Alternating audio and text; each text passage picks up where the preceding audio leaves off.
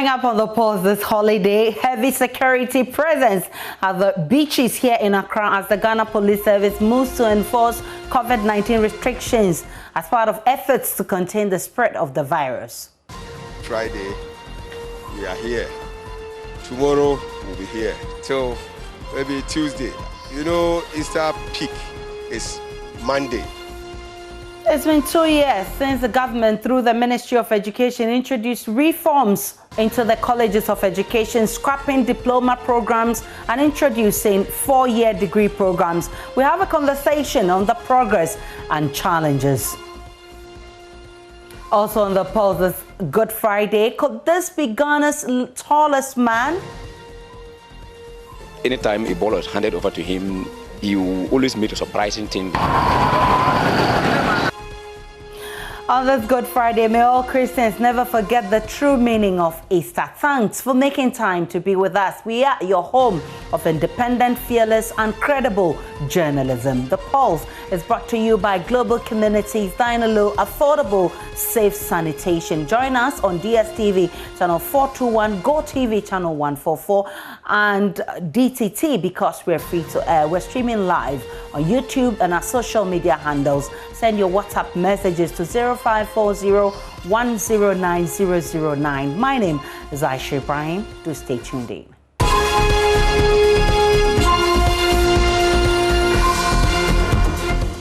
Let's begin this good afternoon with a 37-year-old woman who has been sacked from her marital home by her husband for developing a condition doctors suspect to be breast cancer. Abu, not her real name, was sacked from her matrimonial home 8 months ago together with her 9-year-old son at Kwame Krum in the Biakoya district. She's currently taking refuge in a room provided by someone who sympathizes with her. Her condition is fast deteriorating and she fears she might die, leaving her son to his fate. She's appealing for assistance to get the needed medical attention and support. Peter Seno has been interacting with Abu.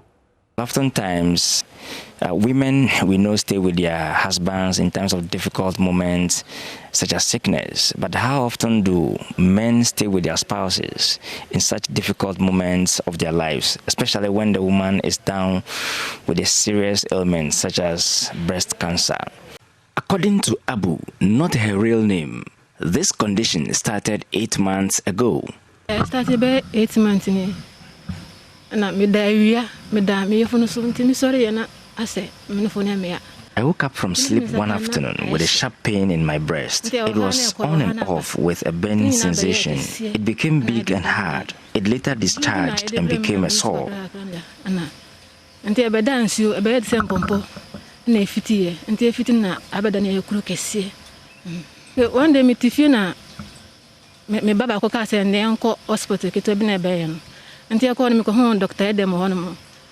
Later, I went to see one Dr. Edem who took me to a bigger facility, but I could not do much because I do not have the money to seek further medical attention. Her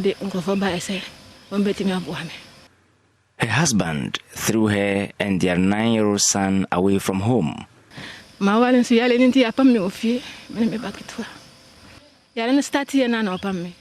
I am married, but my husband sent my little son and myself out of the house when he realized I have this condition. She says there is really no family, as her mother, the only surviving support, has little or nothing to offer.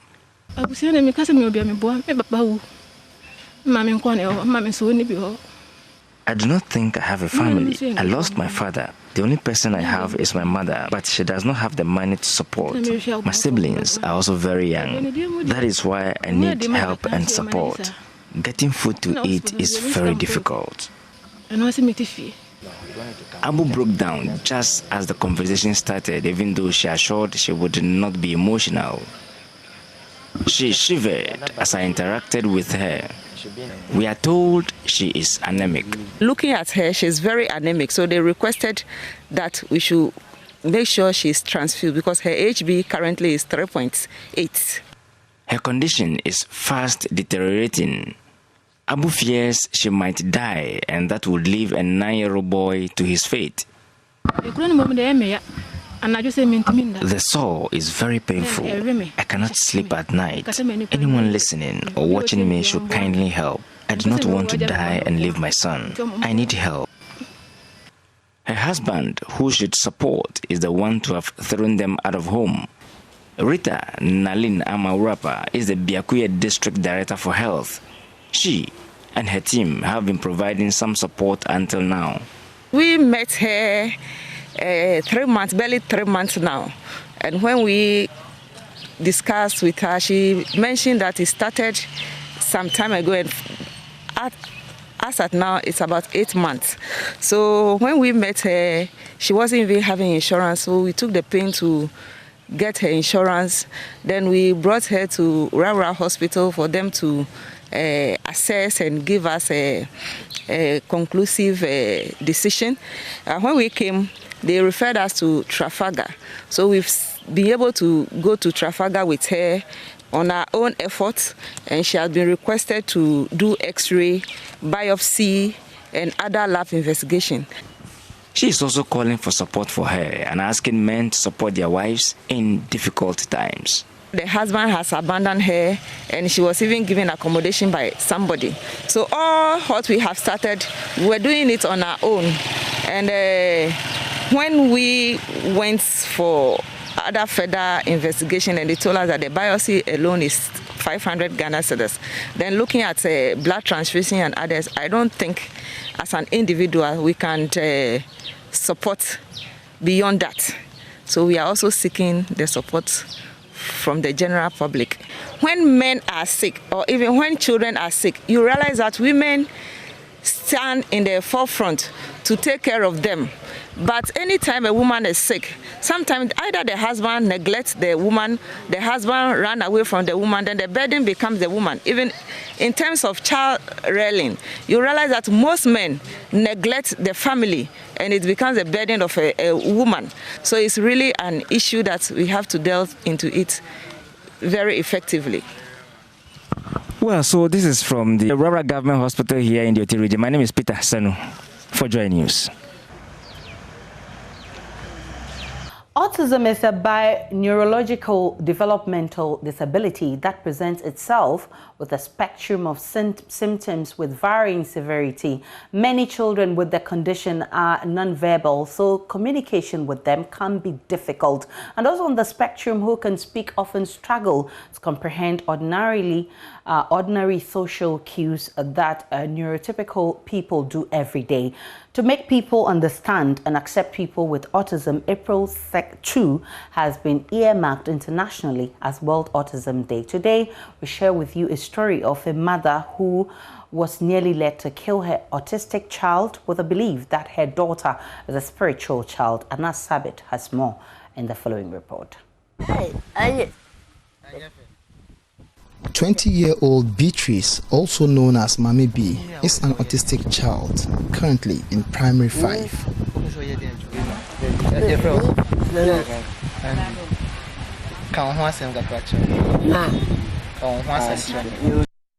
Just like any other child with autism spectrum disorders, Beatrice, since childhood, has been having difficulty with social interactions with others, unusual interest in objects, under or overreaction to one or more of the 5 senses, amongst others.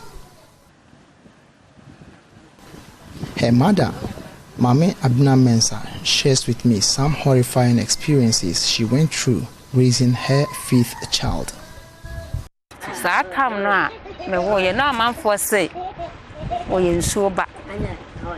I was told I gave birth to a spiritual child. In fact, I went through a lot. My neighbors insulted me and accused me of being paid back for my bad deeds. Sometimes I question God for giving me this child, but I know this is a test from God.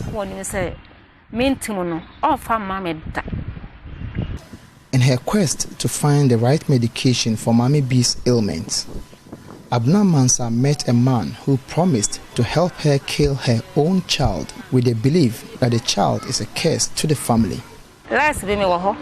na ma bi bae ta fa no bedu ye no wo chia me no say akra no betima boa me na me so ni asa na dawroma so betima boa me asa me na akra na te fama no wontime nante no so betima boa me go kwan bi so. One man visited me and promised to help, and he said he'll take me to a man who will help me.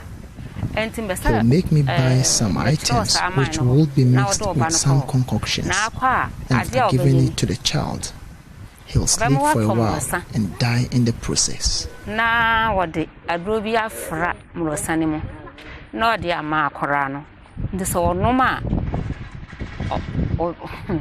onoma obeda nti sabe woni tama wo ni mra akora na so kwa akohwe no be ko na akora na yenyamede.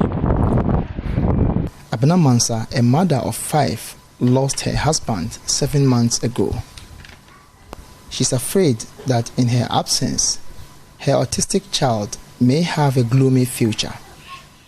As a result, she's currently poised to give her daughter some formal education. She tells me that parents of children with autism pass through a lot of trauma and deserve to be supported. Na matna se ehunu se me kasa wontena fie na me ekọ na woni machi a bi betima basa se na ya papa ne ko ye sa na me ko aja ye basa be ya de so father died 7 months ago. I may follow him soon. So I want authorities to support these children and their parents. Na do a ye be na betena so me se sa ankora we omwa omo nya me nko a medie. In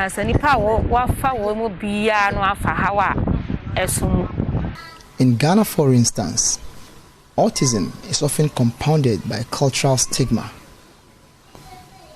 The cause is, in many cases, attributed to the supernatural, and these attitudes prevent early diagnosis since help is often sought out from traditional or religious leaders rather than from a medical practitioner.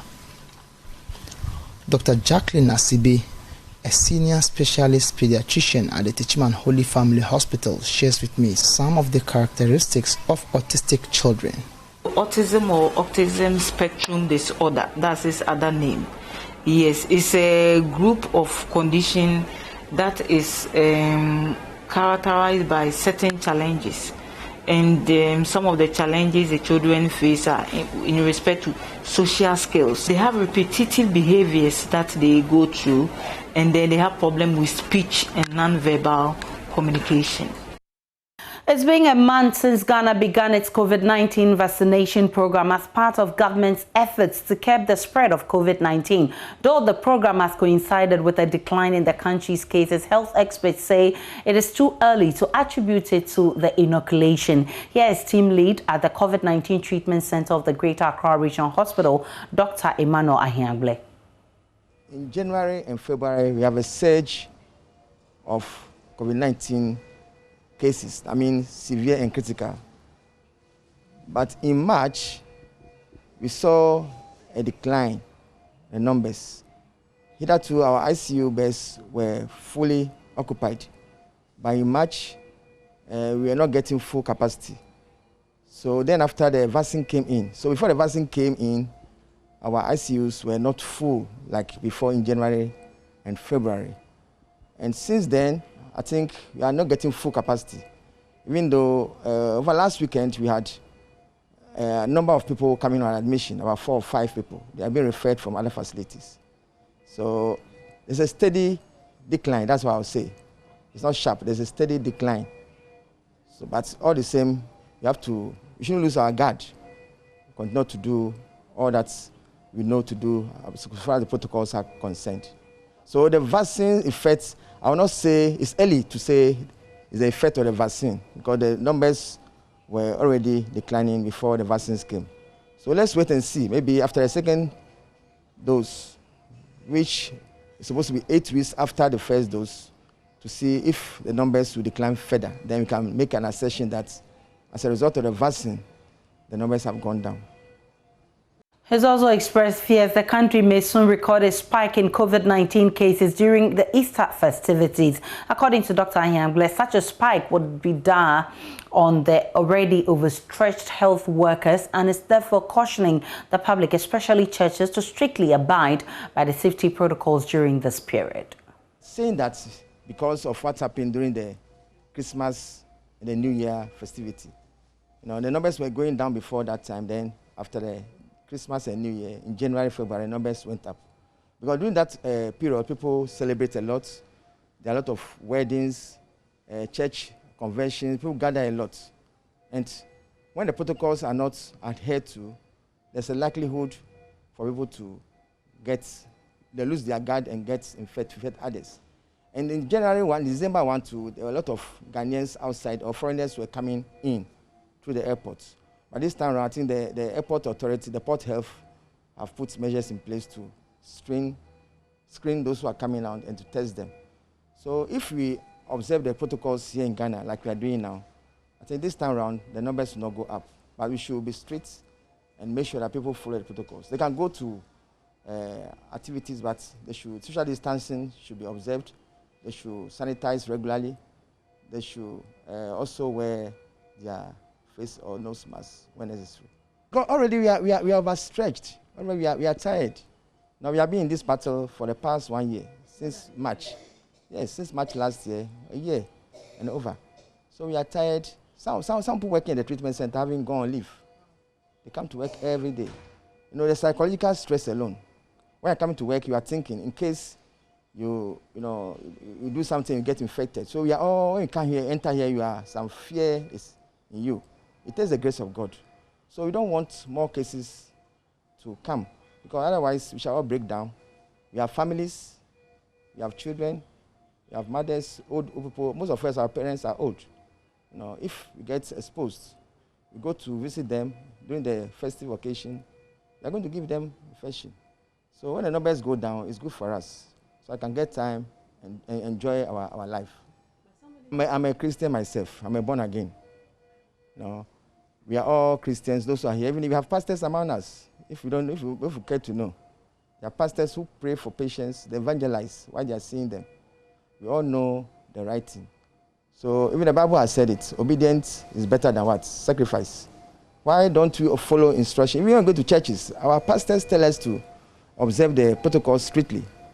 We are not saying that churches will not happen. Gatherings should happen, they could happen. But we should observe the protocols.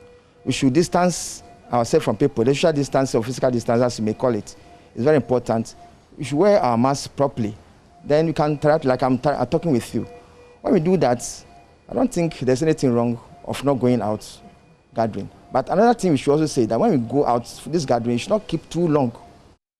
Immunologist at the West Africa Center for Cell Biology and Infectious Pathogens, WACBIP, Dr. Abediako, says Ghana needs a more strategic and diplomatic approach in procuring more vaccines in the wake of the decision by India to restrict export of the AstraZeneca vaccines. Speaking to JoyNews, Dr. Abediako said the country is not out of the woods yet and needs to galvanize momentum in the fight against the pandemic going forward.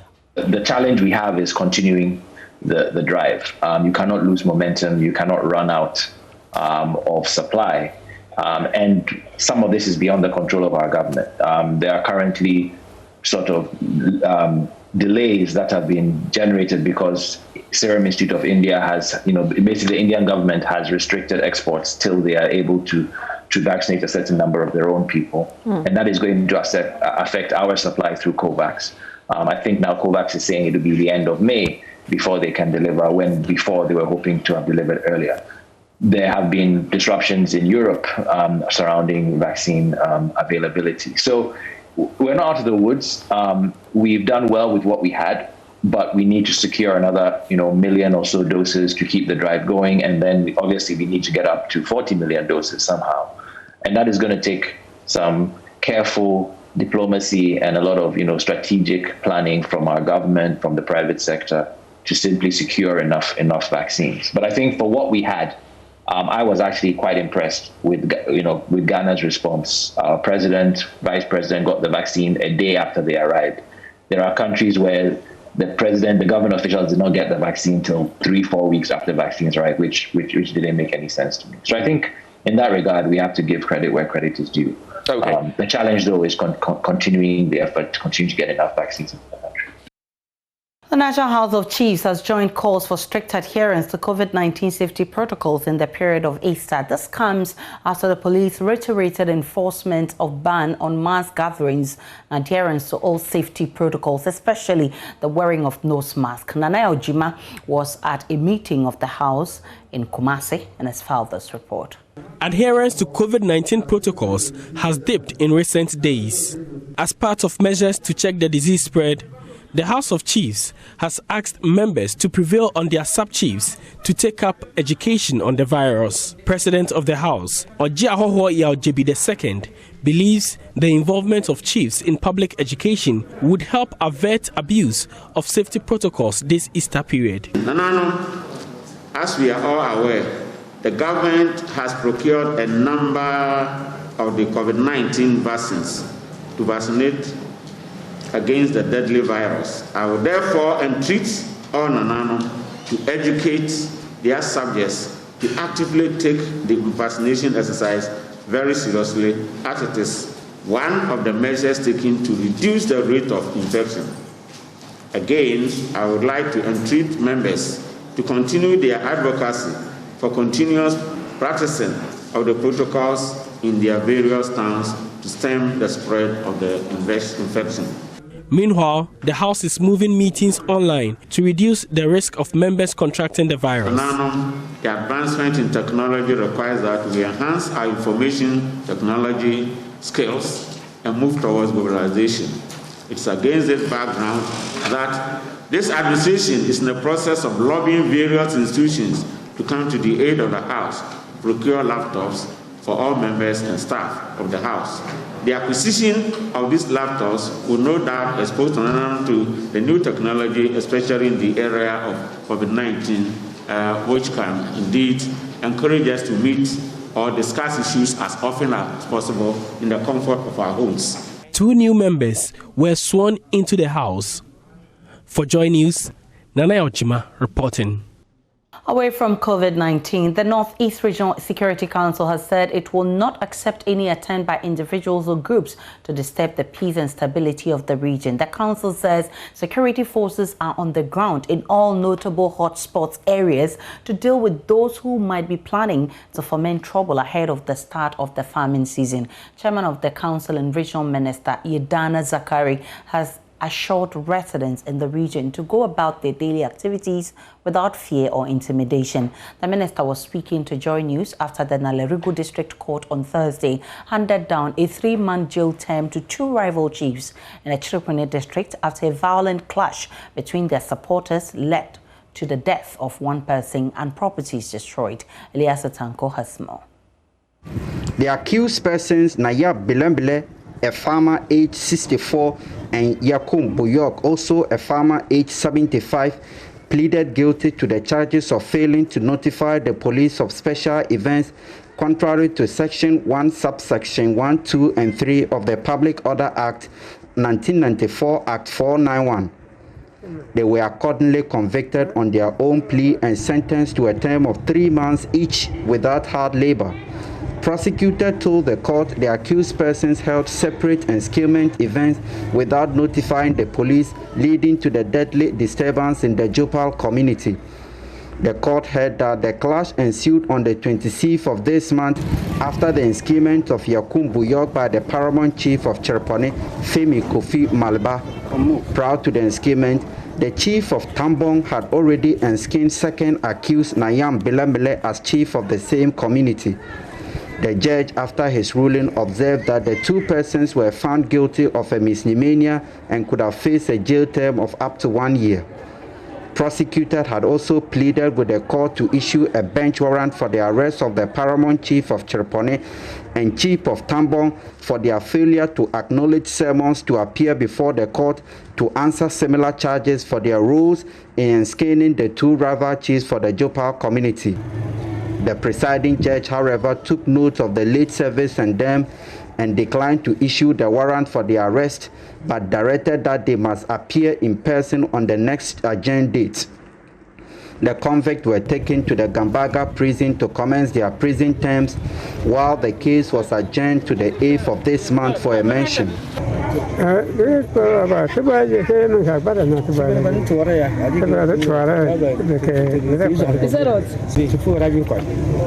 they get home, they will not fight again.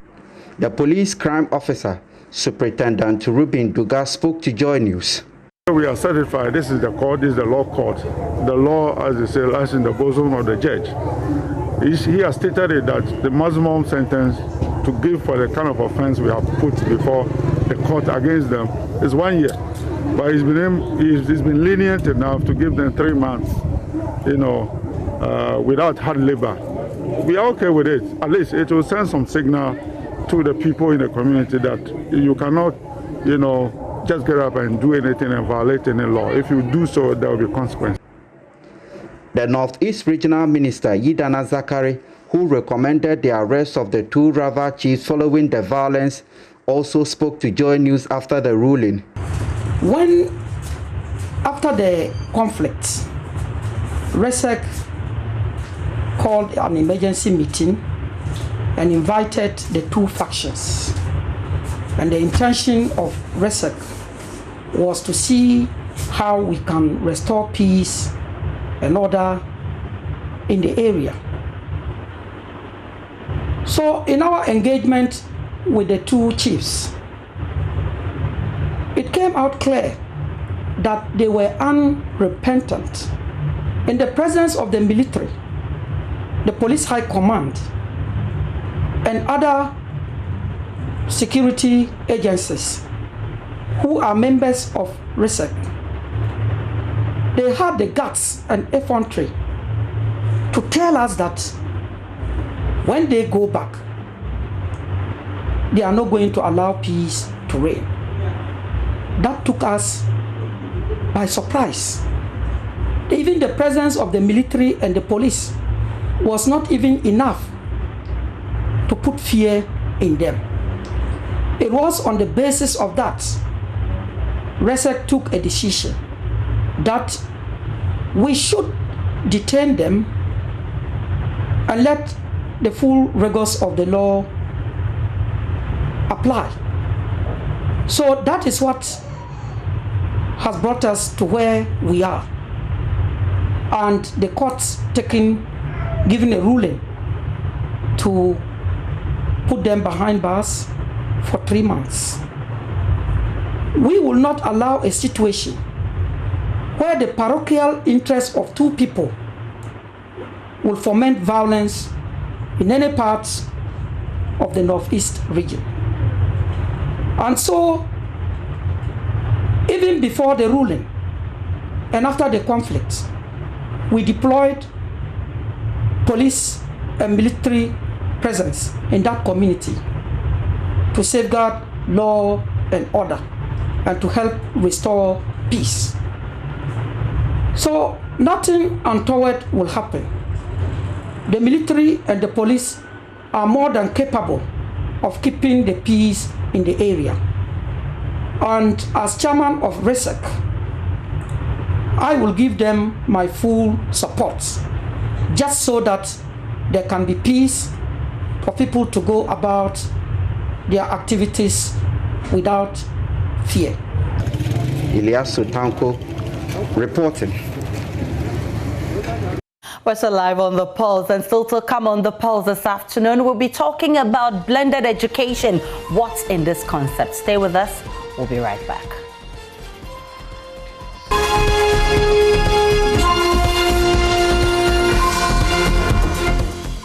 Welcome back to The Pulse. Nearly 2 years ago, government, through the Ministry of Education, introduced reforms into the colleges of education, which led to the scrapping of diploma programs and the introduction of a degree program after a 4-year study. Halfway through the program, for the first group of students, they've had to take to blended learning.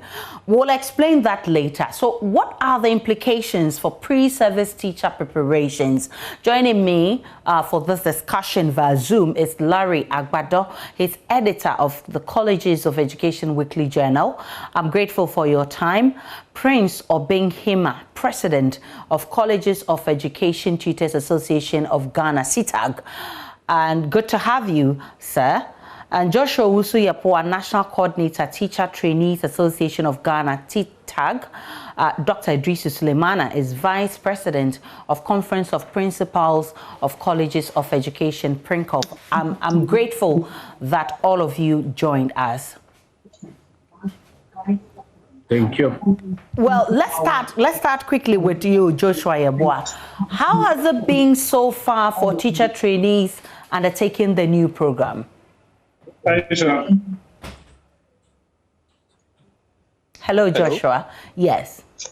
Yes. Do we have? I cannot hear you. Do we have Joshua Yapoa on? Yes, please. Great. So I was asking how it has been having to take this blended education so far for the teacher trainees who are undertaking the new program. All right. Thank you very much for such great opportunity given. As a matter of fact, this blended education has come to stay as a result of inadequate infrastructure in the colleges of education. As it stands now, we are having some of our constituents who are having online education. And as a matter of fact, to the teaching fraternity, there are some issues that needs to dealt with so far as this blended education is concerned. As I said earlier on, it is because of the inadequate infrastructure that has resulted to all these things. But with the blended education, teacher trainees are finding a lot of issues with regards to the online activity that is going on in the colleges of education. As it stands now, with the virtual platforms that the lecturers in the colleges of education teaches, some of the teacher trainees do not have access to these kinds of online segments. And there are some of the courses too that are not virtually friendly. And some of the typical courses is the methodology. Now, trainees are taught content as well as methodology. And with this, when teacher trainees have when teacher trainees are familiar with the content, they are also expected to have the pedagogical skills so that they can apply it when they go to field. But here in the case, the methodology that needs to be taught face-to-face are done online. So all these things have become a problem that teacher trainees are facing so far as this blended education is concerned. And to add up, when this blended education came to being, it has reduced the number of weeks that teacher trainees are supposed to spend in colleges.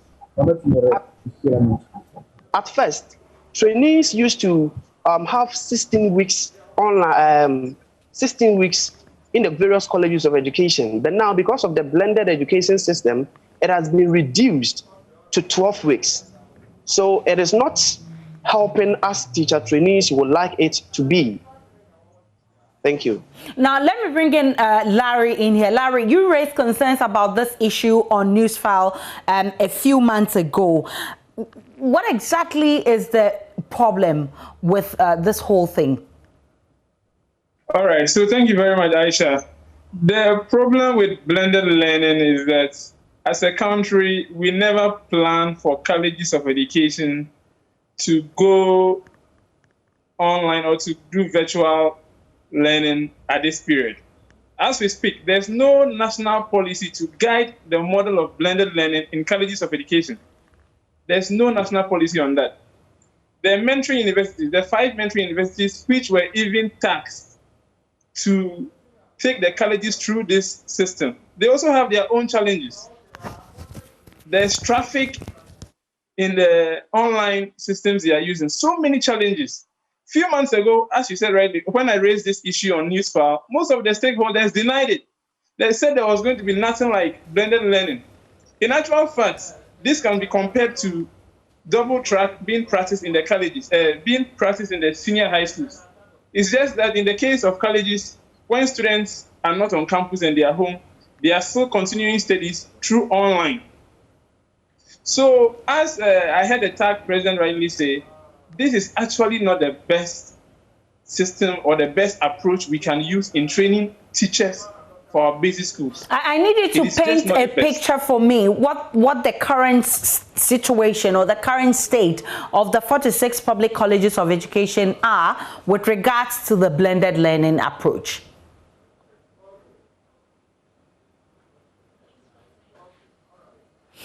Okay, so we'll try and get Larry back there. Let me bring in the president of TTAG. Looking at the huge amounts that government keeps spending on trainee teachers, do you think it is worth it, considering that we have a number of issues that we need to deal with in our education sector? Thank you very much. Before I move on, I am the coordinator, the president is there. So with regards to the question that you asked, although the government is doing whatever possible to ensure that colleges of education have its best way, but as it stands now, some of the issues are still hanging, they have not been solved. So the government is doing their best to ensure that trainees get their best out of their policies. But we still think that if, with regards to the infrastructure, if that place can also be considered, teacher trainees out there will be very happy. Okay, so Mr. Hima, you are the president of the Colleges of Education and Tutors Association of Ghana, CTAG.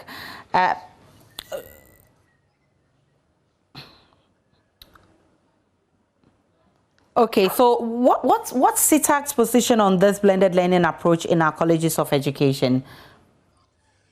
Thank you very much for the opportunity. Good afternoon to you and all cherished viewers out there, especially all tutors in the 46 colleges of education in the country.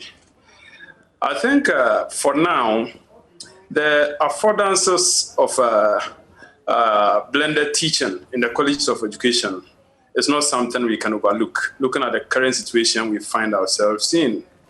COVID-19 has exposed us to a lot of things. Of course, a lot of people have written a lot of articles in support of this to show that truly blended learning is the way to go, had it not even been the COVID. We have the likes of Usagawa and Jachin 2017 writing a fantastic article, Potential Impact of Blended Learning on Teacher Education in Mongolia. So if we have other countries doing it perfectly and succeeding, why can't we? Of course, in Ghana here, some of the universities have started. You go to University of Education Winneba, some of their programs at the MPhil level, we have the likes of Dr. Colin Andani and then Dr. Adau, doing wonderful in how to integrate technology in teaching and all of that. But in the colleges of education, we ask ourselves, did we set the tone? Did we define the context? Did we put things in place before introducing this thing? The fact that we have enormous, advantages that we stand to reap in doesn't mean if we do things haphazardly, we're going to succeed. For instance, like what Riley pointed out, this thing was introduced, and the conversation started long before the COVID. I find it very, difficult to believe when people say it's because of the COVID we are doing this. Look, CTAG raised the issue that the kind of free SHS policy we are implementing and the potential students who are going to come out, how are we going to absorb them? So the conversation started when Honorable Napo was in office. We had conversation with Prof. Salifu of GTEC, formerly of NCTE, and the understanding was that going forward, there was going to be public partnership where infrastructure in terms of accommodation, all those things were going to be put in place gradually. Some consortium, other people, other banks offered to do this so that they will rent those things out to students like what is done on the university campuses and all of that. Then COVID suddenly came in. Now COVID comes in and even somebody owes you and they want to go for your money. He says, because of COVID, So we all hiding behind COVID. The fact remains that we need blended, learning at this time, but adequate preparation has to be made. There should be a clear policy direction on that.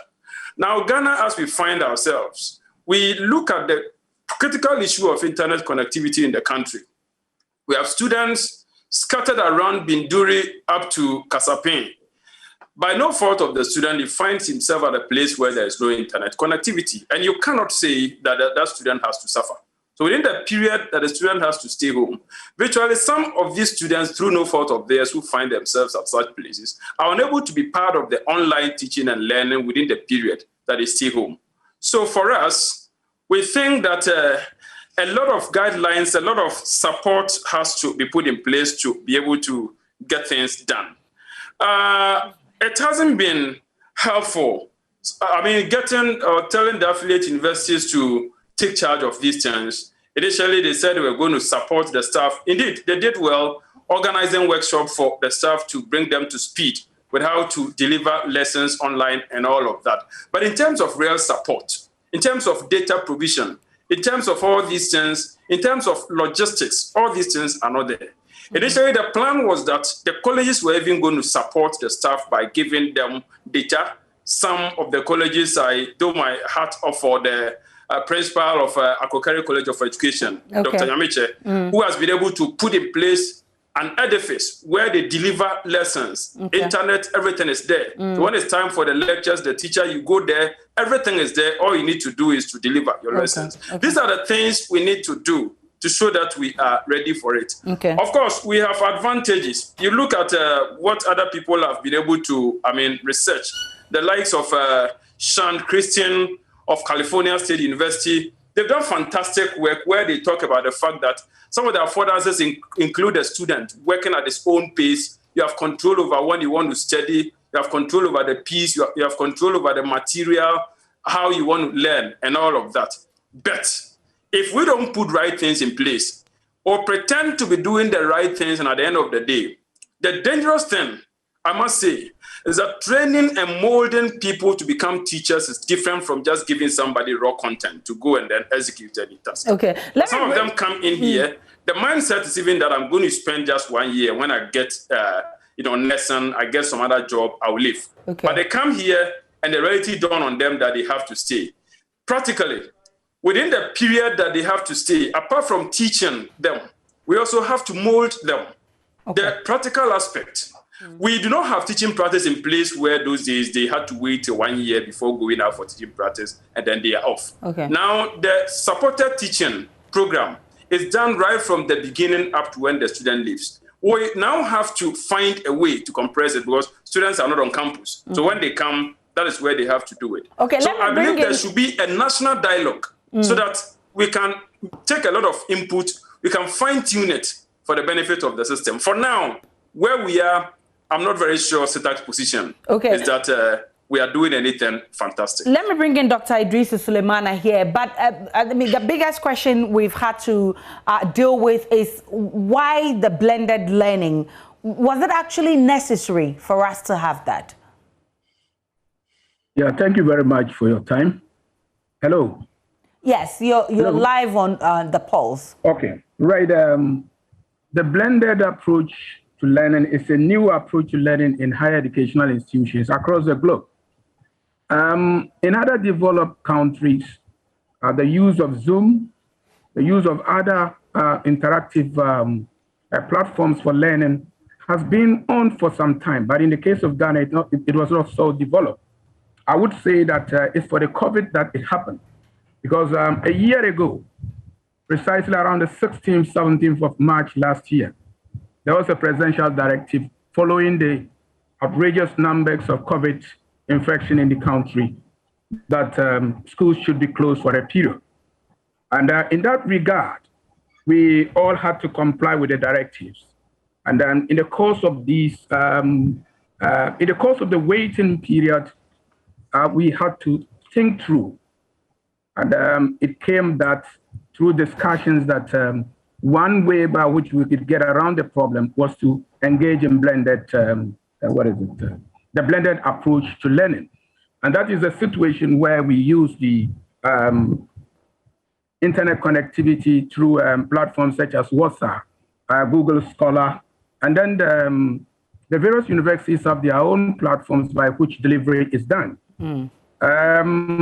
Before that was done, I think TTEL has been of immense support in supporting the colleges of education from 2015 thereabout up to the current, up to last year when the TTEL kind of folded up. Now they provided support for us to support the teachers through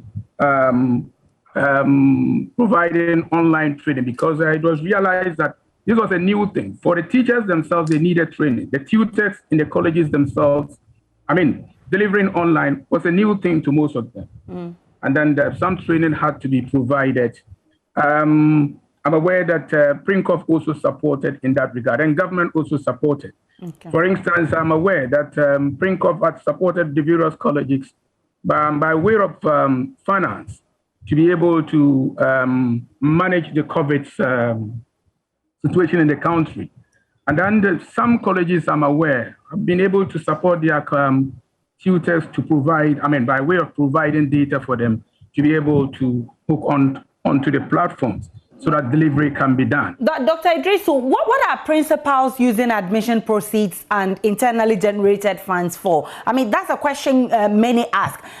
Can such funds be used to actually take care of the infrastructural deficits we have in our schools so that we can scrap this blended learning? Come again with your question, please. I'm asking what principals are using admission proceeds and the internally generated funds for. Because a lot of people think that such funds can be used to develop the infrastructure deficits in the colleges of education so that we can scrap the blended learning. No, it's been used to support infrastructure development. If you come to my college, for instance, I can point to 1, 2, 3, 4, 5. Larry, who is the editor of the Colleges of Education Journal, has visited my college, for instance, and then I pointed to some projects that I financed through such proceeds. And I'm aware that some other colleges too have done the same. But whatever you get from it, it's not big enough to be able to start a big project. For instance, putting up a hostel, for instance, will require a lot of resources. And what will come in as proceeds is not big enough for you to do such a project. Hello. You're still live on the pulse, and I can hear you loud and clear. So what actually is the plan? Government's plan for the infrastructural deficit in the colleges of education? Because as you speak now, I know there are a lot of infrastructural challenges that needs to be dealt with. Very seriously. For instance, in my college this year, over 1,000 plus qualified students were turned down because of infrastructural constraints. And the same was reported in the matriculations of most of the colleges. Before the takeoff of the 4-year BEd program, I think the thinking and the input of principals were, for instance, let government get some infrastructure in place before the takeoff, because across the colleges, it's the same old structures that have been there all those years. And now that we are having to run a 4-year program, accommodation is going to be a very serious problem. In the past, even with a diploma, in trying to manage the problem, it was for that reason that the OUT program in the last year was introduced. But with the new program, we are going to have 3 cohorts on campus or 4 cohorts at a time. If the infrastructural base is not increased, we certainly will have problems. And then we were promised some hostels will be delivered last year, but it never came. So we're hoping that in the course of the year, something drastic will have to be done in terms of the infrastructure base, so that we'll be able to admit many more qualified Ghanaian youth who are desirous of becoming teachers into our colleges. Mr. Owusu-Yeboah, what kind of engagement have you had with the authorities, and what has been the response? Mr. Owusu-Yeboah, Okay, we lost Ms. Owusu-Yeboah. Then let me bring in Ms. Hima, who is president of CTAC once again. Have you drawn the attention of the education authorities or government as to what you need to be done to deal with this problem, and what has been the response of government on this one? In fact, as gatekeepers of teaching and learning in the colleges of education, this matter has been of great concern to us, because we think that this one has the potential of affecting preparation of the teachers, and it will have negative impact on the overall national development. So every opportunity we've had to meet with the executive secretary then of the national NCT, now GTEC, Prof. Salifu, we talked about it with passion, as if the colleges were ours. And the responses, the assurances given was that there was going to be, partnership, some other consortium where, was going to be brought on board to be able to put in place some of these things for the students to rent. But we think that we should open up to the public. Look, today we have people who have money and are prepared to take advantage of that to invest. Why don't we open up to the public? Because for me, this thing cannot be permanent. The same students that we have in the colleges of education are the same students that we have on the campuses of tech. We have on the campus of UCC, Legon, Winneba. If all of them can go and they know that they're not going to have campus accommodation, and their parents can arrange to get accommodation for them outside, why can't we do it? So the colleges that find themselves in places where there isn't the probability that they will get accommodation, we reduce the quota for such colleges and add to where students will get accommodation, and then we'll look at it.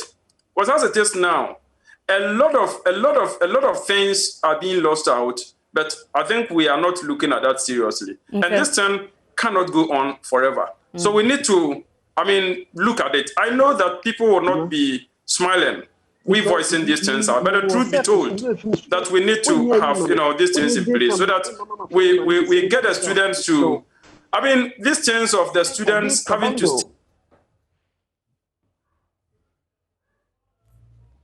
Okay, so let's try and fix his audio there. Let me bring in Larry. Larry, you've been monitoring the situation in the 46 public colleges of education. And what would you say? Because Dr. Sulemana talked about using internally generated funds to resolve the infrastructural deficit. Is that what you're saying? Is that the reality on the ground, Larry?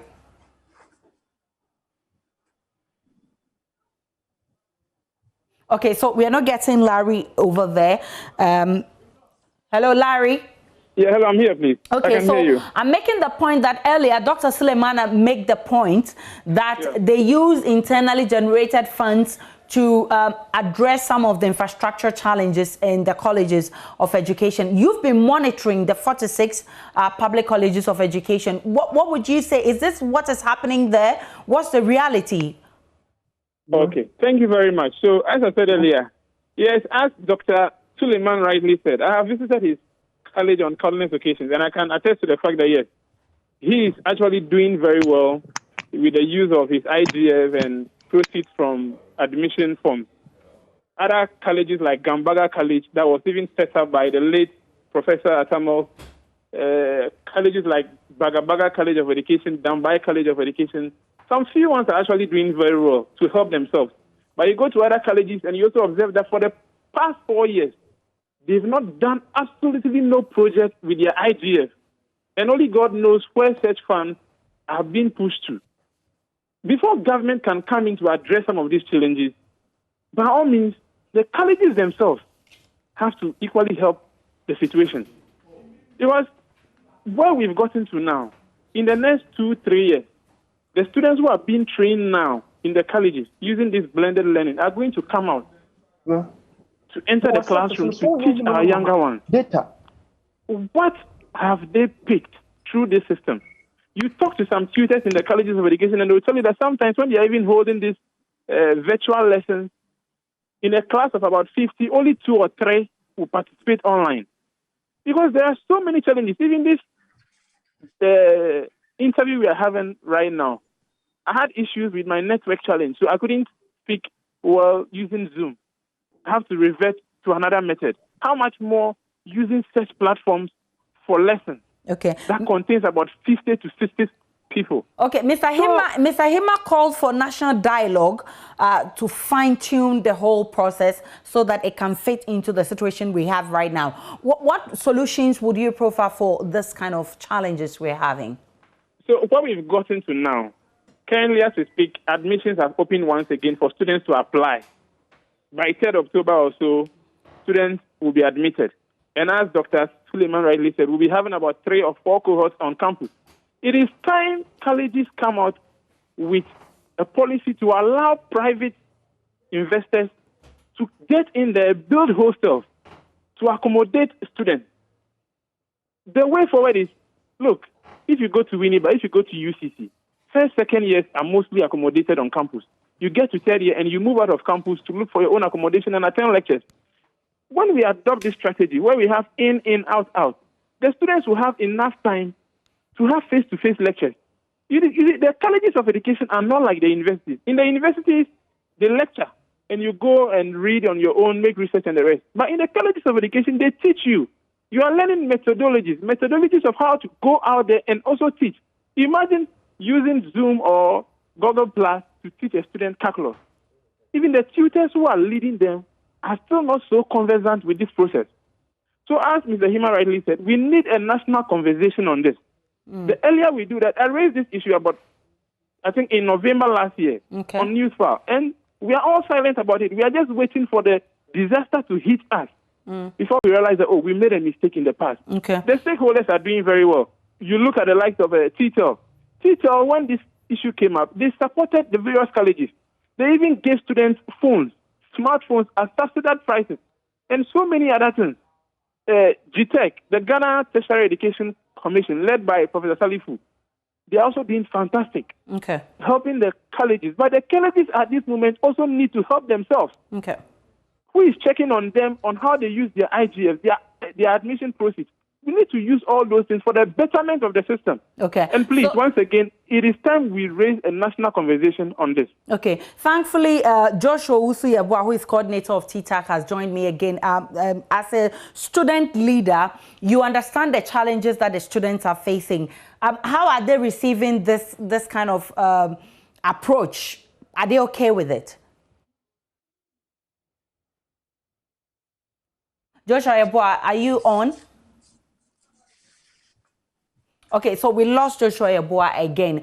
Now, Dr. Suleiman Idris, let me wrap up with you. What's the role of PRINCOF in ensuring that all these challenges we're talking about the blended education, is resolved? Right. We have been engaging with the major stakeholders, particularly GTEC and the ministry in particular. For instance, I'm aware that before Honorable Matthew Opoku-Prempeh left office, he had given indication that each college was supposed to be given a hostel accommodation. Information was sent down for us to get various inputs from our colleges, and then all the necessary inputs were gathered and submitted to his office. I remember I was even out of town when they requested for the data, but I had to work around the clock wherever I was, locating my vice principal and the other officers to gather the necessary data, collate them, and I'm sure it was same for my other colleagues. And then we submitted it to the NCT and for onward submission to the minister's office for action. But as we speak now, no action has been taken in that regard, because I'm not aware of any one college which has been given a contract in respect of hostel accommodation between then and now. That is supposed to be done in a very short possible time to be able to cater for this problem. Hello? Yes, Dr. Idris. So I just wanted to find out from you, what cue can we take from other countries? As I mean, you've made it known to us that it's an approach used by other countries which is working. What cues can we take from other countries? Yes, has been suggested by the other members on the panel. You know, the in-out option, it's one approach we can use, because currently the stock of facilities we have in terms of residential it's not a bags, and it's not in the bags of shapes to take care of our students. So we need to adapt this strategy so that we can get in more students.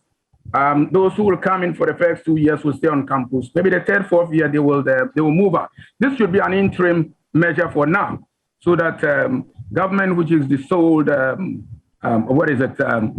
government that is responsible for the financing of education, major part of it, will come out with some pragmatic solutions as to, in terms of infrastructure, so that together we'll be able to get over this problem in the coming years. Grateful. Because the infrastructure challenge is a very big problem to the sustenance, of course, and to the delivery and preparation of our teachers to be in the next coming years. Okay, I'm grateful for your time. Dr. Suleiman Idris is the president of PRINCOF. PRINCOF is the Conference of Principals of Colleges of Education. Joshua Usoyeboa, who also joined, is coordinator of Teacher Trainees Association of Ghana, TTAG. Prince Obinghima is president of the Colleges of Education Tutors Association of Ghana, CTAG.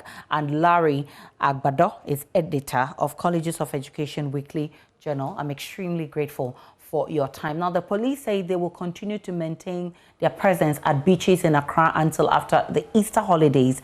Beaches have been shut down by government as part of measures to contain the spread of COVID-19. But in the past, some revelers had flouted the directive, leading to heavy police presence at these beaches for this Easter holidays. My colleague Kwekwa Santi was at the Labadi Beach Resort and the Osikan Resort, and has more in the following report. On holidays, beaches around the country, especially in the capital, will be bustling with hundreds of revelers having fun and making merry. This Easter holidays, the situation is different. The beaches are now quiet with security presence. This follows the president's directive that beaches remain closed as a preventive measure against the spread of COVID-19. The police say they will continue to maintain the presence until after the holiday season. We have been here since 6 a.m. You can see Marine Police is here, FPU is here, CTU is here, Accra Regional Police Command, some personnel are here, La District Police Command, some personnel are here. Together, we want to ensure that the place is safe, nobody is allowed in. Since we came here, quite a number of people have been here trying to enter with all sort of explanation that they operate bars and restaurants. So they want to go there.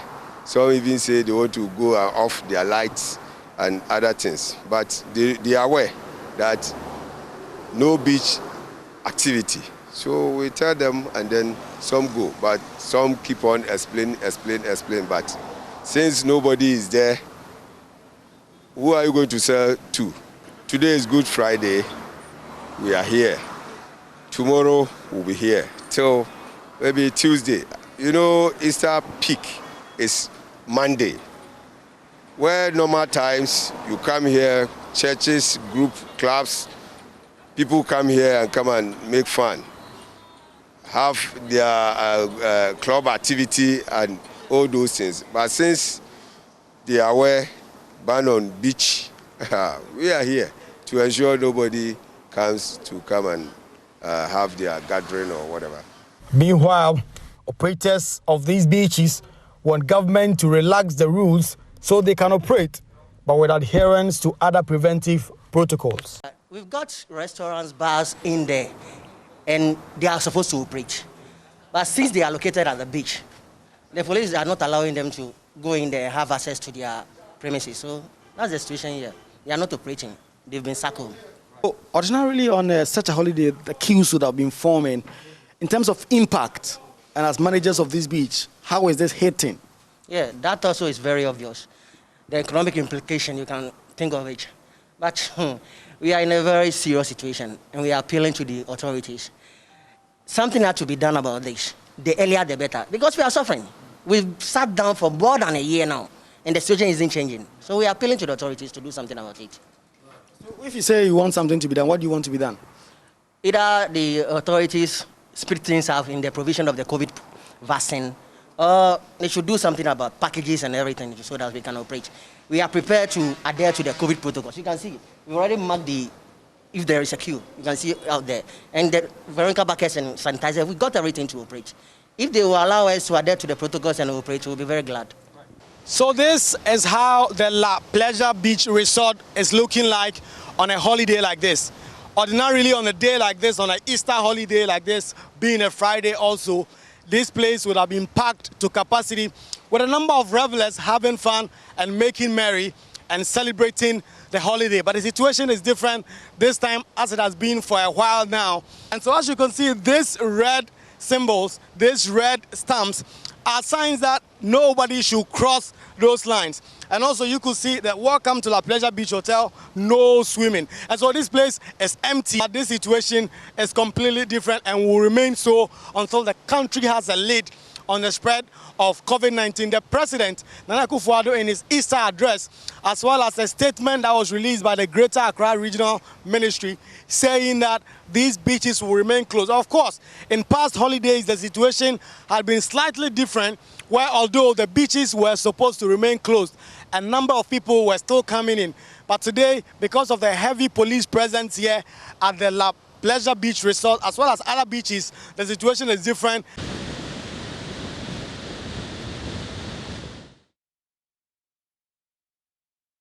So that was Kwekwa Sante, who monitored the Labadi Beach Hotel and the Osekan Beach Resort. Maxwell Agbagba also monitored the situation at some beaches around Kukurbite and Asmo in this report. To the westbound section on the Accra-Kaswa Highway, the usual traffic that you see on a holiday is conspicuously missing today. On this stretch, this Kukurbite Road, usually you find a lot of cars, coming towards this direction, some of them coming to the Bojo Beach, but that is not happening today. So right in front of the Bojo Beach Resort, we have about 20 police officers, 20 armed police officers who are standing here today ensuring that people do not get access to this beach. I'm told that these men are actually drawn from the formed police units. They're coming from Accra, the headquarters itself, and they've been stationed here since morning. Information we're picking up is that they are going to be here till Monday, because they know that Monday is the peak of the Easter celebrations, and they believe that a lot of people will be trooping here to the beach, especially on Monday. So they're going to maintain their presence here from now till Monday. And we've been here for about 2 hours now. We've seen quite a number of families turned away. They've not been given access to the beach here. I'm told that if you go inside also, there are policemen who are patrolling the coastline here. And that is what is happening also when you go to the other beaches dotted along the coastlines of Kukurbite. Hello, good afternoon. My name is Prashant. I have been to this beach a couple of times, Bojo Beach. I like it very nice. It is very nice. But today they have put some restrictions to avoid coronavirus. Yes. And I think Ghanaian government is doing very well to avoid all the cases and to put some restrictions. So corona will not spread at that level what it has been to Europe, America and India. So I'm really happy about it, and I give a big vote of thanks to Ghanaian government for doing this. A family that was turned away, I spoke to the man who drove them here. He said they came all the way from Dansoman, and he says that temperature is very high and his children are restless, so they thought that they could come to the beach to cool off today, especially because it's a holiday. But he was left disappointed. They came in their swimsuit ready to swim in the ocean, but they were not given the opportunity. I asked him whether he listened to the president's address yesterday. He said he listened to it, but he did not think that police officers will be here strictly enforcing that directive from the president. I'm Prince Paul. Personally, I think it's a harsh one, especially during this time, because I think the vaccine is in, and businesses have been suffering since March last year. especially the hospitality industry. So if the decision of the government is to enforce the COVID regulations on the hospitality industry, I think it's a bit harsh because they are taxpayers as well. And just last year, we saw the political parties go about do their business without any harassment or hesitation of that sort. And mind you, these political parties pool numbers in thousands. And we are talking of businesses that attract hundreds. So I think based on just normal logic, I think it's not fair. So we need to look for ways and means to address that issue so that the taxpayers, the businesses that are paying tax to support the government will be in a better position to also run during this period. It is an empty beach. Bojo Beach is one of the busiest places, especially on holidays. You have a lot of revelers trooping here to have fun at this beach, but that is not happening here today. The only people allowed access to the beach, as you can see, some fishermen who are pulling their nets just some distance from here. Just some minutes ago, a truck full of soldiers just left this place, but still stationed here though and still maintaining a presence here are personnel drawn from the formed police unit in Accra who are stationed right at the entrance of the Bojo Beach. I've also seen some personnel from the National Security also policed this place here at Bojo Beach. Even as I speak to you, just about 100 meters away from where I'm standing, about 3 police officers, females, are standing here ensuring that nobody gets access to the beach behind me. And this is having a toll and suffocating the businesses dotted along the coastlines here at Kokrobite. And the Bojo Beach is heavily affected. I have with me here the general manager for Bojo Beach, Alan Muzenda. On a normal day, per se, I'll start with the figures. We have approximately 1,000 to 1,500 people who join us celebrating, okay? Right. So this place being spanned in 3 locations. We have the beach itself, we have the mainland, we have the hotel. The beach has its own restaurant, right? The mainland has its own restaurant, then the hotel got a number of restaurants, in which if all this was in full use, today was going to be a big day for us all spanning through the Easter holiday. Yes. So tell me, how is this affecting you? I've seen quite a number of people, you know, coming in here but not given access to this place. The only people given access are those staying at the hotel. In fact, the beach itself is completely empty. The only people there are the fishermen. And we've seen soldiers coming in and going out. How is this affecting the business and how is it impacting on how you run this place? Okay, truly speaking, this has impacted negatively on the business quite much. Right. Our first take on the basis of tax paying, we pay tax, okay? And all the revenue streams we have, there's always a government contribution to that. So with all this, we have lost revenue, we have lost customers, and as well, the government on its own, they have lost even tax, right? If they'd allowed us to open, right? Enforcing strict COVID protocols, right, whereby we do social distancing, we had planned to give free masks, we had specific numbers of people who could come through, that we should not overlap the number that we deemed necessary or that we deemed good to curb COVID spread. So with that, our business has been drawn down so much. Number 2, we have a socio-economic responsibility, whereby we have employees whom we employed, quite a large number of employees, right? Now it's quiet. There is nothing. All those employees for the next coming period, they'll be redundant and unneeded, right? Those people have also families to support. They have dependents and all that. All those people are going to suffer all because of this, right? So we're not going to get anything out of it. So yeah, it's drastic. And considering that most of the clients, customers have been turned away. If it was well communicated, okay, the beach we've closed. We got no problem with that. We closed the beach according to the government regulation, okay? But they should allow us only to open the mainland. There's a restaurant right here, okay? The hotel as well. There's a restaurant over there. Even if people don't come for accommodation, but the restaurant itself.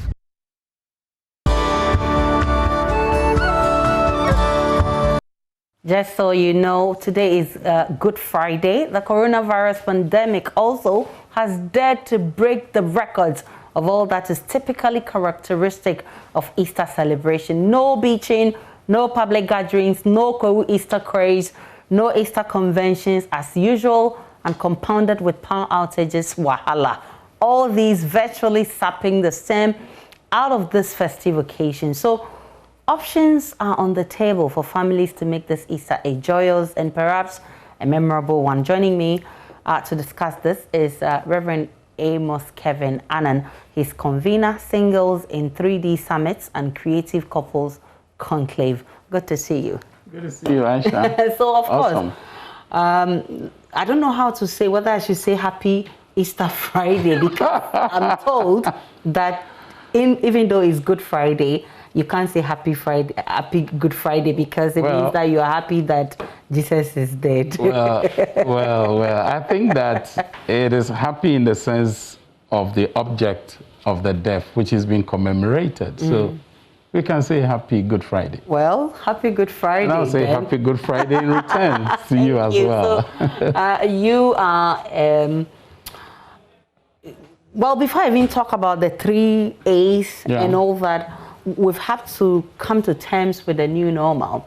And so we're having to celebrate the death and resurrection of Christ without beaching the normal conventions, the churches, the family gatherings, all the festivities. We've had to do none of that because COVID is here. But of course, we still have to make an impact of what Easter means and what Easter celebration is all about. How do we do that in this new normal? Well, I think that first and foremost, thank you for requesting. I think it's important that we separate the essence from the excitement. The essence is what you narrated, which is the death, the burial, the resurrection of Christ Jesus, which is celebrated by persons who adhere to the Christian faith. Now, the excitement has to do with the holidays that come with it and what people do with their time. Yeah. Which may include super spreader events. Okay. And you will notice that at the back of Christmas, we had a super stressful experience as a country when the COVID spike was experienced. Okay. Because there were a lot of family gatherings, there were a lot of outings, and we had tended to over-celebrate these activities. I often say that in Ghana here, when it's holidays, people even get more tired. That's my observation. It shouldn't be that way. Holidays are meant to be times that you can rest and rejuvenate. Unfortunately, it's not so. So the next day, you are so stressed that you are upset going to work. That's true. So we need to celebrate it, yes. We need to observe it. But we also must be mindful that this is a new normal. Okay. Somebody played a song and said, things are not the same anymore. Last year, we never had this opportunity. Yeah. Yet we survived. So this year, if there is an amendment, you can go for your meetings and all that, except the potential super spreader ones, which will be exciting in its expression. Because people there's no holds bar in terms of how they carry themselves and how they conduct themselves. Hence, if you say, let's come to the beach, how are people going to be monitored? Yep. We tend to be persons Definitely can put on a mask to swim. They won't. You can't. Yep. And even going into the water. I was in Cape Coast, and my wife and I went to a place, and the people were in the pool. COVID and pool. It's amazing. They don't go together, and yet the people were there in their numbers. So you can imagine if this is transposed into a beach. How do you regulate that? Yeah. It is painful that a lot of businesses are going to lose the opportunity to ride on the back of this experience. But that is what the world has become. Imagine not wearing a mask and being put on an inverter, where you now need a respirator to help you to live. Yeah, certainly wearing a mask more expensive. is better than that. This is far better. So let's keep to the protocols because of the person next to you, and they also wear it because of you. Definitely. So there are new and innovative ways of us interacting. And things that we had run away from previously, have now become the essential things. So you go to church or you go to a meeting, family gathering, and you meet your folks. You can connect to them. You can have conversations on the side and do everything observing the protocols. I heard the doctor speaking. You can see they are stressed. These are our own relatives, our friends, our brothers and sisters. And we impose so much stress on them if we renege on our responsibility to comply. Great. But we're talking about all these activities, and one question keeps running. Are these activities really necessary? How are they linked to Easter and what it means to the Christian? So that's why I say that, you see, the essence and the excitement are not the same. Okay. The essence is actually the commemoration, the observance of the death, the burial, the resurrection of Christ. Okay. And it's relevant to the Christian for their new life. Okay. Now, the other part is the excitement, which comes with the holidays. So revelers and the others, they only focus on the holidays.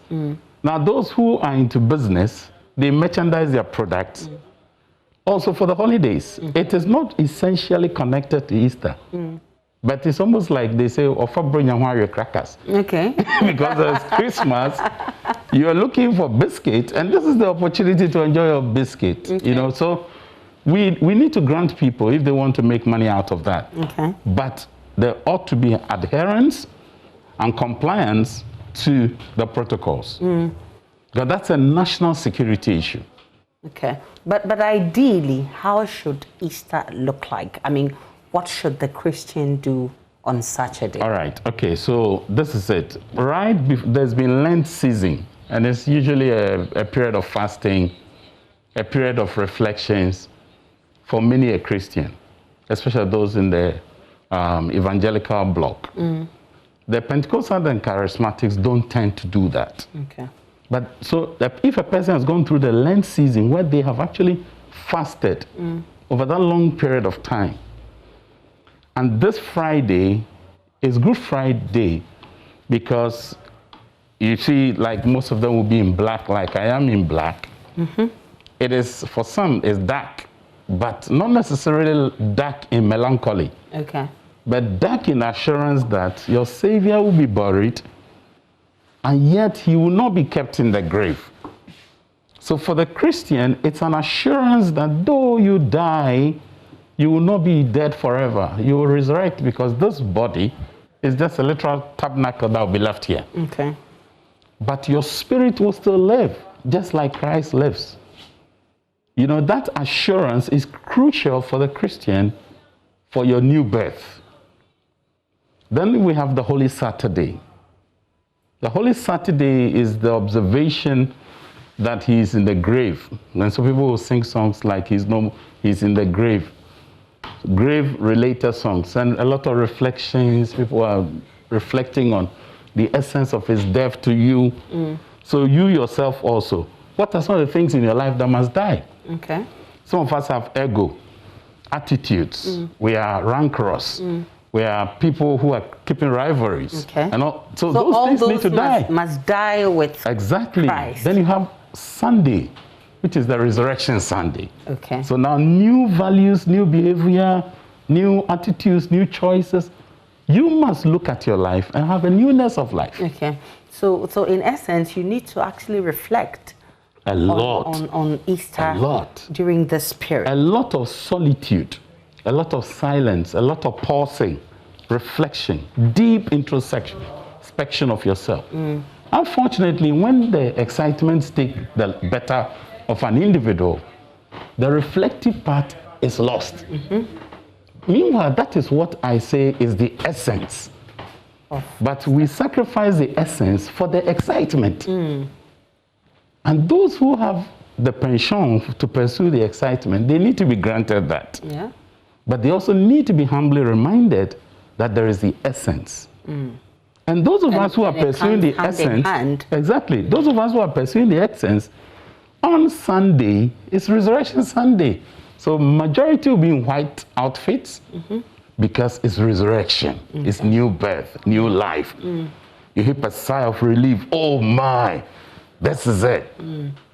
So it's a new life. It's like a fresh page is being opened for you to start life all over again. Okay. So many of us will need to go back and look into our relationships, our work colleagues.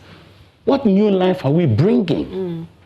And are we going from Friday to Sunday, come back to work and, still leave? And go back to the old order. Old life. So the old order must change, giving way to the new. That's what the essence encapsulates. But when the excitement takes the lot of a person, we lose the essence. We lose the essence. But of course, you've been using this opportunity to also deal with one core issue in the Bible, marriage. Yeah. You've been helping to, over the years, cement marriages. You've been renewing trusts and affection in marriages. And at the end of the day, you give married couples reason to live again. With this, your Creative Couples Conclave. Yeah. This year, you are dwelling on what? 3 A's. 3 A's. Tell me about it. We have what we call the singles in 3D. Okay. Singles in 3D. The 3D basically is singles in dating, singles in dilemma, and singles in decision making. Okay. So we bring categories of these to a meeting and have conversations with them on matters relating to them. Okay. But then we realize that the persons who are married, who before marriage, they go through a lot of pre-marriage counseling. But when the marriage is consummated, they are left to themselves. Okay. And the roots and the rudiments of work and the pressure of what people do, they actually lose touch with each other. So we decided and prayerfully brought this Creative Couples Conclave. Okay. And this year we are focusing on 3 things, like you said. First is altruistic tendencies. We want to, altruistic basically is selflessness. Okay. So how do we get the couples to understand the place of selflessness in the pursuit of marriage? Then we have adventure. Marriage must lead to discoveries as well. So we are hoping that they will discover themselves again and discover each other and discover the purposes of the union. And the third part is, of course, acceleration. Like the galloping horses, we need to accelerate. We need to make progress. Why is that important? It's important because you cannot be static. Human beings are dynamic. We change, we grow. And so there are things that will not be the same. For instance, love before marriage is different from love in marriage. Love before marriage tends to be very spontaneous, a lot of ush-ash, a lot of a lot, it's highly sentimental. Yes. I call it the ush-ash effect. But when you get into marriage, it has to be intentionally expressed. Otherwise, you never express it. Okay. So we bring couples together, and then also they also interact with others. For instance, on the page, we have someone who is married for 31 years. Okay. And we have those who have been married for under 1 year. So they come, they exchange notes, they crossbreed ideas, and they say, oh, I've struggled with this. He has done it 31 years, 28 years, 16 years. Okay. And they are making progress. They don't have to be perfect. You see, sometimes people have the notion I have to be perfect in order to have a peaceful marriage. Yeah. It's an illusion. Yes. Because you are a bundle of both strengths and weaknesses. Definitely. And anytime your strength finds expression in the marriage, it can either be an incentive or a disincentive. Yep. Because you see, your strength can be a liability. Especially when a person is so strong that they think they don't need the other. Yep. They become good alone instead of better together. Yep. Okay.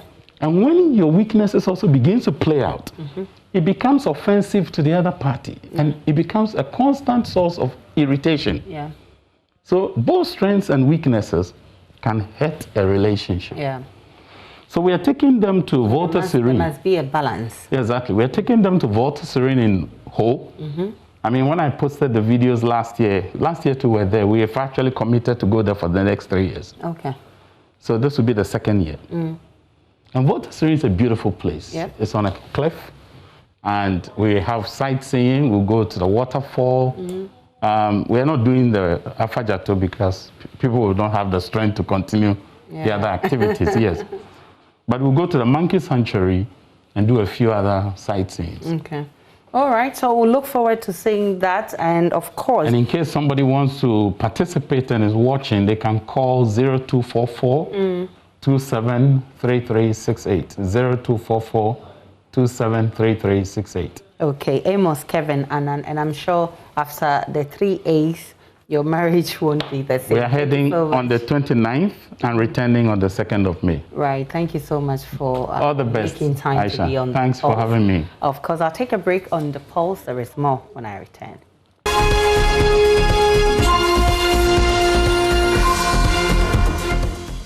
Welcome back to the Pulse. And as Ghana continues to battle COVID-19, there's concern that little attention is being paid to other ailments. That's not all. Many people are unwilling to go to the hospital for fear of contracting the virus. Considering this threat to public health, an MP has begun a program to ensure his constituents are in good health. Medina MP Francis Kojosusu launched the free screening program in the constituency, with the maiden edition set to begin on the 3rd of April tomorrow.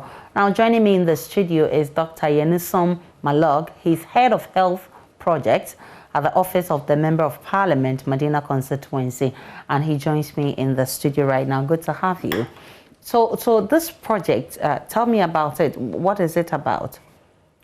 Thank you very much, Aisha, for having me. So this medical outreach is actually amongst other projects that the Honorable MP for Medina constituency, Francis Xavier Susu, has for the people of Medina in terms of health.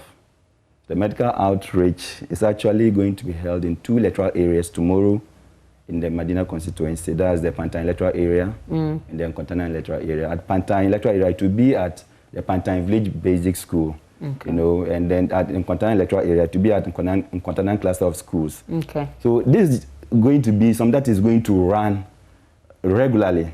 So every quarter, we are going to have these outreaches. Okay. Yeah, so the health projects, the outreaches is part of the health projects. What exactly do you seek to achieve with this project? So we are targeting about 3,000 constituents to sort of provide this free medical care for them, you know, free medical that we are doing for them.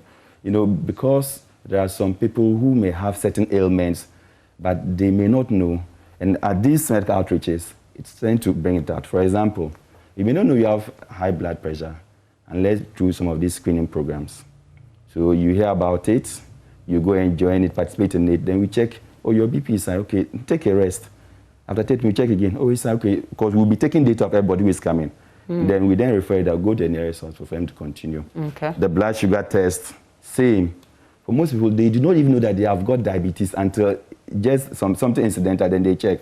Or you have a complication of it, you are rushed to the hospital, and that's when they realize that you have it. So this medical outreach is something which is really a very good initiative. And like I said, this is not the only thing that the Honorable MP has for his constituents in terms of health. There are so many other projects, I'm sure with time, as we are having the conversation. So what are those other projects? Tell me about So the health projects under the office of the MP, which I'm leading, you know, we also have something we call the mobile clinics. We hope to establish these mobile clinics that would move from electoral area to electoral area. We began talking to other partners about it. Have a vehicle stocked with medications. Then we agree on a schedule because we have 50 electoral areas in Medina.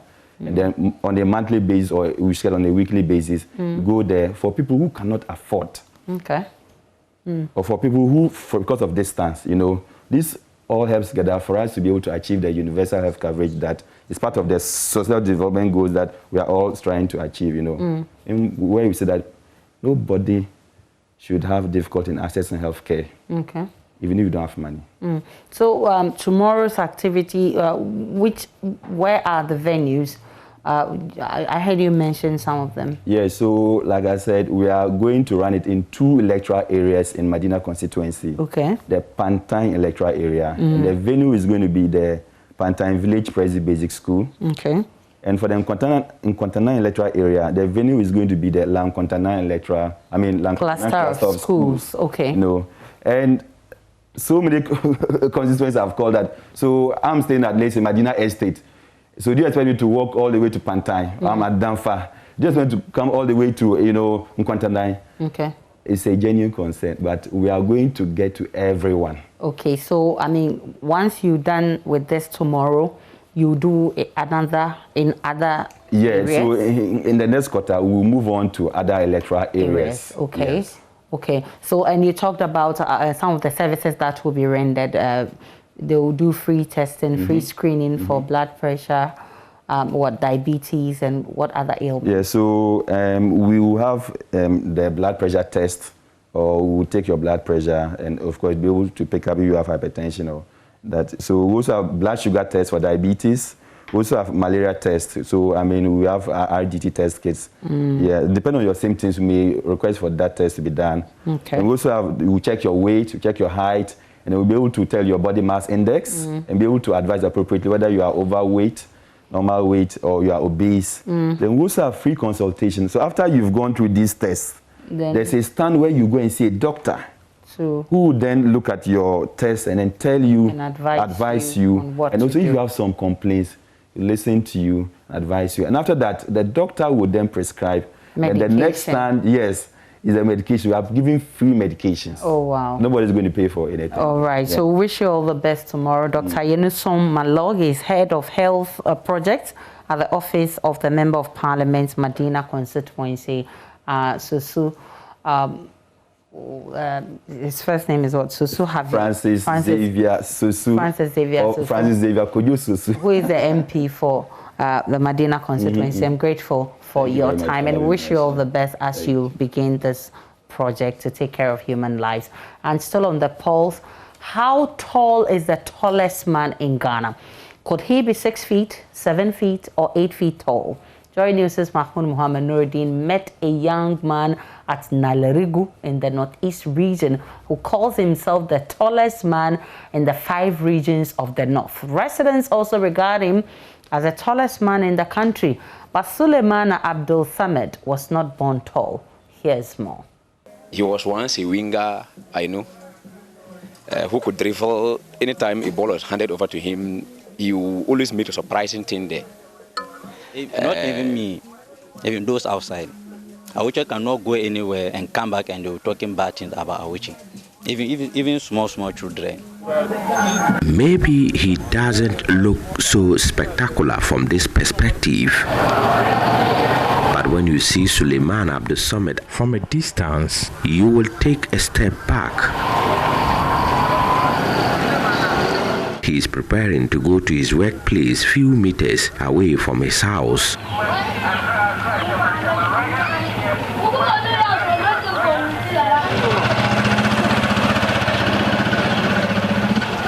I'm 27 years now. You see, people will see you like giving you age like 40 or 50. I'm 27 years now. Beyond his daily task, the 27-year-old was once a public figure here in Gambaga. He was named after one-time Liverpool striker Peter Crouch. People normally come to this area and they rent me as a player. You understand that? People come to this area and they rent me to different area to play football for them. Leaving my team, I will be leaving my team. And then they will pick me out of my team, send me to different team. I was a winger, I was playing 11 winger. So I was a lefty. Surprisingly, he was not born tall. Suleimana, aka Awuchi, says he only woke up one day and realized his height was increasing and his foot was getting much bigger than the size of his shoe. One night I just slept and then wake up, see my everything getting big. You see that? See my everything getting big. Up, and this my tank, it was big in my mouth, which I couldn't breathe self.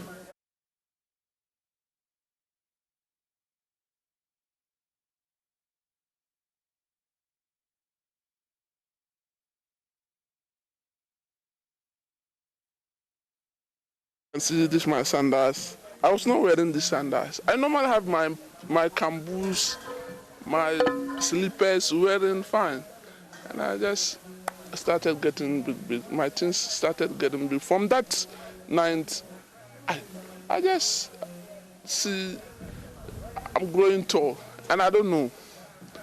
So, but if you just like if I just leave La Paz for 1 month or 2 months and then go there, they'll be telling me that I would say you are tall. You are just getting tall. And I say, how come? Then one night I just checked, then I saw no, my guy was not the same person. Well, that's a report by Mahmoud Nuruddin.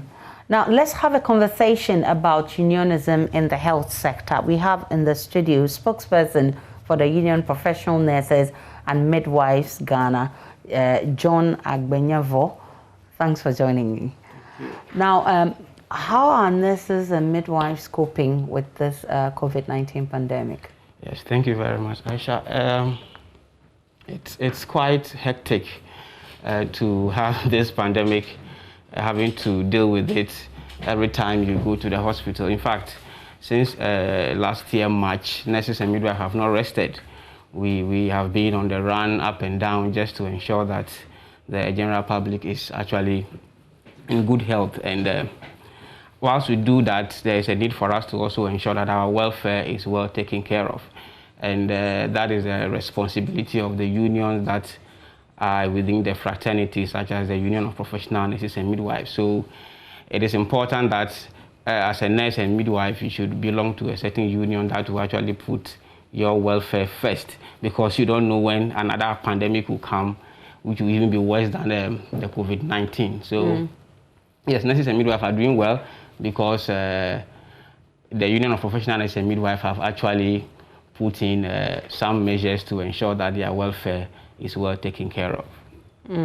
Does the labor union one belongs to the, I mean, do they determine the salaries or the salaries that people get? I mean, those who are part of your group, do you determine the salaries that they are paid? Yes, so one of the responsibility of a union is to negotiate for salaries for workers, the group of workers that belong to that particular union. So the Labour Act is also clear on that, and then the Labour Regulations also clear on that. But then at every point in time, it's only one union that can actually hold a bargaining certificate. And once that happens, it binds all the professionals regardless of the union that you belong to.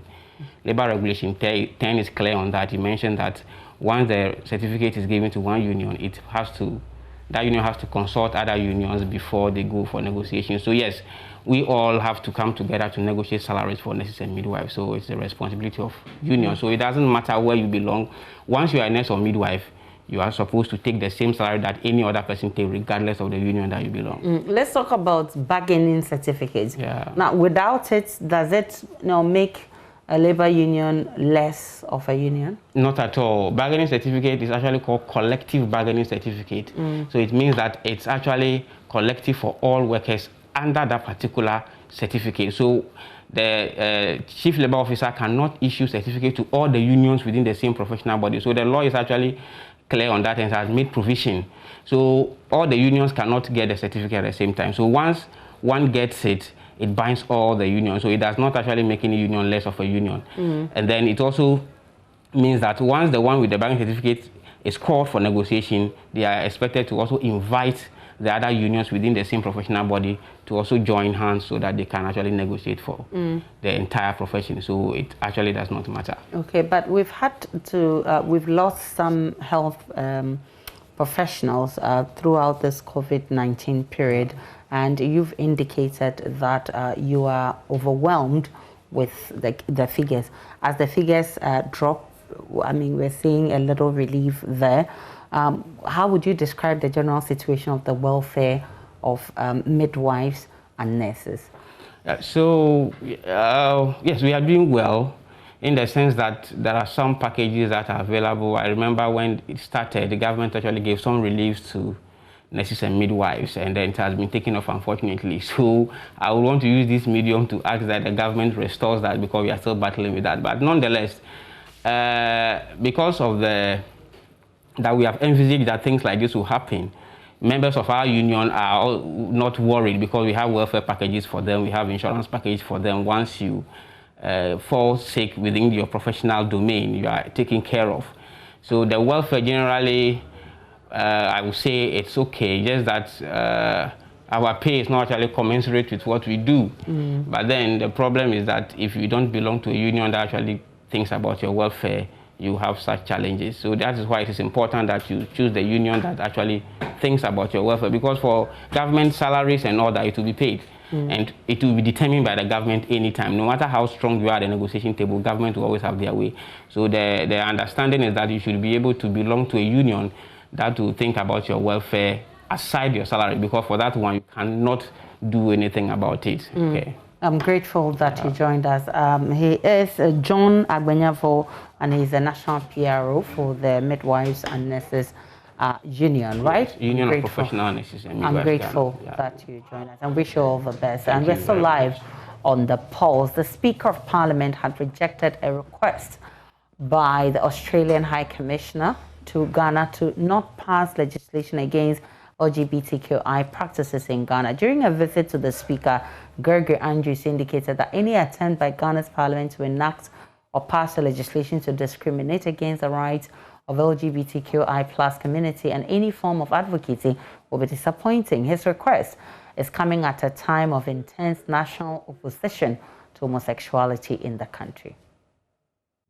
Of the LGBTQI plus, definitely we already have a legal framework within which to work. They will not legislate to infringe the human rights of people, but definitely will legislate to, as we said, ensure that our culture and traditions are not violated. Definitely, that is something that we see as an abomination.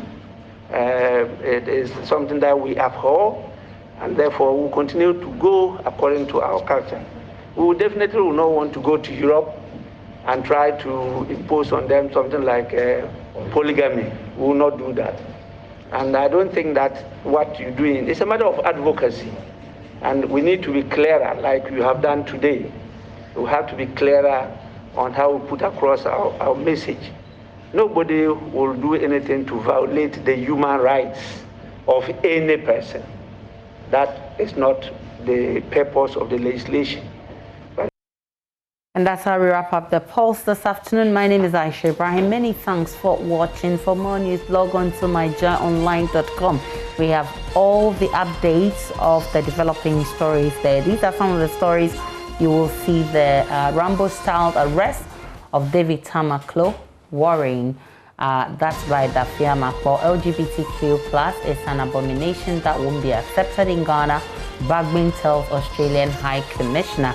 If you log on to, you see social media rally support for lady diagnosed with multiple sclerosis, and you would see a lot more when you log on to My Joy Online. My name is Aisha Ibrahim. Enjoy the rest of our programs.